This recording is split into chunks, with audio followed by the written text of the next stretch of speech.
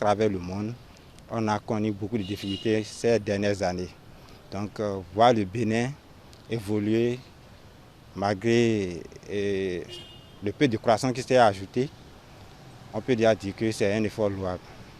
L'effort de notre gouvernement qui nous a permis de résister un temps soit peu à cette difficulté-là est louable. Quand je parle d'effort, je veux particulièrement parler des investissements.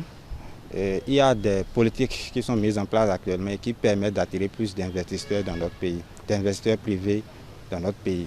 Je prends l'exemple du projet JZ par exemple de la zone Glodjigbe qui aujourd'hui abrite plusieurs industries et au niveau desquelles travaillent nos concitoyens et tout.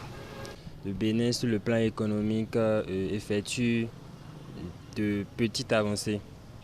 Il y va pas à pas. Donc je peux citer par exemple le projet qui se fait à Glodjigbe, les projets d'asphaltage qui ont débuté depuis l'avènement du nouveau régime, également la mise en place de l'écosystème de l'université Seme City qui est en train de prendre place à Ouida. Donc tout ça sont des investissements de l'État pour améliorer les conditions de vie de la population qu'on peut féliciter. Et le développement, comme on l'a dit, c'est brique après brique que se construit la maison. Donc ça ne viendra pas à part. On compte sur notre gouvernement qui ne cesse de ménager des efforts pour améliorer nos conditions de vie.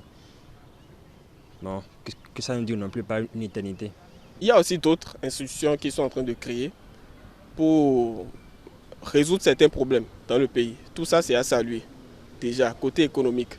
Bon, si nous devons rentrer dans maintenant la population, je pense que beaucoup de personnes sont en train de se plaindre actuellement.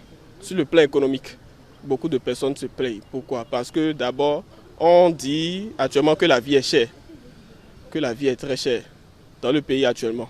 Donc il y a déjà un mal à ce niveau-là. Pour moi, pour apprécier de manière générale l'évolution d'un pays, peu importe le plan, nous ne devons pas nous baser sur les avantages qu'on en tire personnellement. Il faut regarder de manière globale. Parce que bien vrai, il y a le chômage, on a trop de problèmes qu'on ne peut pas résoudre d'un seul coup.